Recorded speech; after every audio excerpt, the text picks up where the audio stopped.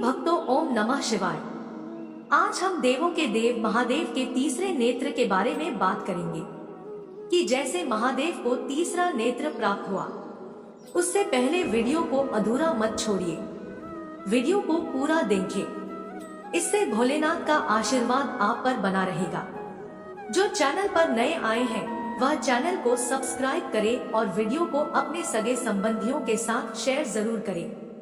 तो चलिए जानते हैं भगवान शिव की तीसरी आंख के बारे में। सभी जानते हैं कि जब जब भोलेनाथ ने अपनी तीसरी आंख खोली है तब तक सृष्टि का विनाश हुआ है, या फिर ये भी कहा जा सकता है कि भगवान शिव अपनी तीसरी आंख अधिक क्रोधित होने पर ही खोलते हैं।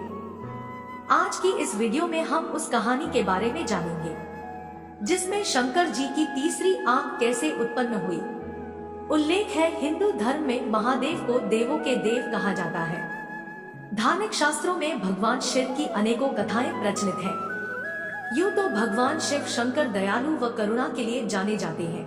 भगवान शिव ही एक ऐसे देव है जिनकी तीसरी आंख उनके ललाट पर दिखाई देती है, जिसके कारण इन्हें त्रिनेत्रधारी भी कहा जाता है, जिनमें एक आंख में चंद्रमा और दूसरी में सूर्य का वास है और तीसरी आंख को विवेक माना गया है। लेकिन अनेक बार शिव को रौद्र रूप में भी देखा गया है। इस शिव का एक नाम रुद्र भी है। महाभारत के छठे खंड के अनुशासन पद में यह जानकारी दी गई है कि भगवान भोलेनाथ को तीसरी आंख कैसे मिली थी। पौराणिक कथा में उल्लेख है कि एक बार भगवान शिव और माता पार्वती के बीच हुई बातचीत के बारे में नारद जी बताते हैं कि इसी बातचीत में 3 अंकों का रहस्य छिपा है। इस कहानी के बारे में नारद जी बताते हैं कि एक बार की बात है, भगवान शिव हिमालय पर्वत पर एक सभा कर रहे थे जिसमें सभी देवता, ऋषि मुनि और ज्ञानी जन उपस्थित थे। तभी उस सभा में माता पार्वती आई और उन्होंने अपने मनोरंजन के लिए खुद के दोनों हाथों को भगवान शिव की दोनों आंखों पर रखे। जैसे ही माता पार्वती ने भगवान शिव की आंखों को ढका, सृष्टि में अंधेरा हो गया। ऐसा लगा मानो सूर्य देव की कोई अहमियत नहीं है। इसके बाद धरती पर मौजूद सभी प्राणियों में खलबली मच गई। संसार की ये हालत देखकर भगवान से व्याकुल हो उठे और उसी समय उन्होंने अपने अपने माथे पर एक ज्योतिपुंज प्रकट किया जो भगवान शिव की तीसरी आंख बनकर सामने आई। बाद में माता पार्वती के पूछने पर भगवान शिव ने उन्हें बताया कि अगर वह ऐसा नहीं करते तो संसार का नाश हो जाता, क्योंकि उनकी आंखें ही जगत की पालनहार है। कि तीसरी आंख के संदर्भ में कई सारी कथाओं का वर्णन किया गया है। ऐसी ही एक और कहानी है कामदेव की। एक बार दक्ष प्रजापति ने भव्य हवन का आयोजन किया और उस खबर में माता सती और भगवान शिव को आमंत्रित नहीं किया गया। जब माता सती उस भव्य भवन में गई, लेकिन वहां पर शिव के अपमान को माता सती सहन न कर सकी और उन्होंने आत्मदाह कर लिया।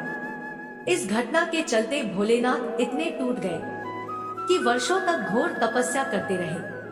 कहा जाता है इस समय के साथ माता सती का हिमालय की पुत्री के रूप में फिर जन्म हुआ।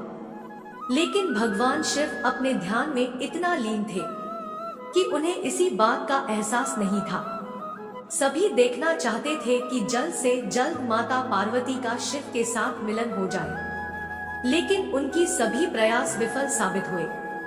इसके बाद कामदेव ने एक आम के पेड़ के पीछे से उसे बाहर चला आया, जो सीधे शिव के हृदय में जाकर लगा और उनका ध्यान भंग हो गया। अपने ध्यान के भंग होने से महाकाल इतने क्रोधित हो गए कि उन्होंने अपने तीसरे नेत्र से कामदेव को भस्म कर दिया। अब देवताओं को इस बार की संतुष्टि थी कि भोलेनाथ का ध्यान समाप्त हो गया, लेकिन इस बात का दुख ही था कि कामदेव को अपनी जिंदगी का बलिदान देना पड़ा। जब कामदेव की पत्नी ने शिव से गुहार लगाई कि उनके पति को पुनर्जीवित कर दे, शिव ने कहा कि द्वापर युग में कामदेव भगवान कृष्ण के पुत्र के रूप में जन्म लेंगे। कि तीसरी आंख दिव्य दृष्टि की है। तति ऐसी भी मान्यता है कि भगवान शिव की यह तीसरी आंख उनकी दिव्य दृष्टि है। इस दिव्य दृष्टि से कुछ भी छिपा नहीं रह सकता। मनुष्यों के पास 2 नेत्र होते हैं, इसलिए हम सीमित दे सकते हैं, लेकिन भगवान शिव सभी पहलुओं से अवगत होते हैं। भगवान शिव की तीसरी आंख उनकी शक्ति का केंद्र भी है। इससे उनकी छवि अत्यंत प्रभावशाली हो जाती है।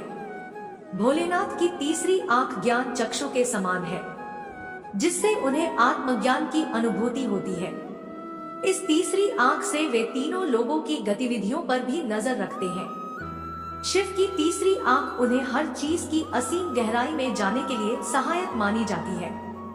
यह भी मान्यता है कि भगवान शिव की तीसरी आंख खुलते ही समस्त सृष्टि भस्म हो जाएगी। दूसरे शब्दों में महादेव के क्रोध के सामने किसी की नहीं चल सकती और सब कुछ तबाह हो जाएगा।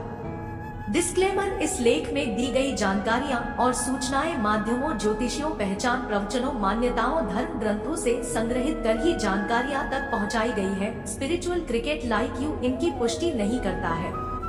हमारा उद्देश्य में है सूचना पहुंचाना है।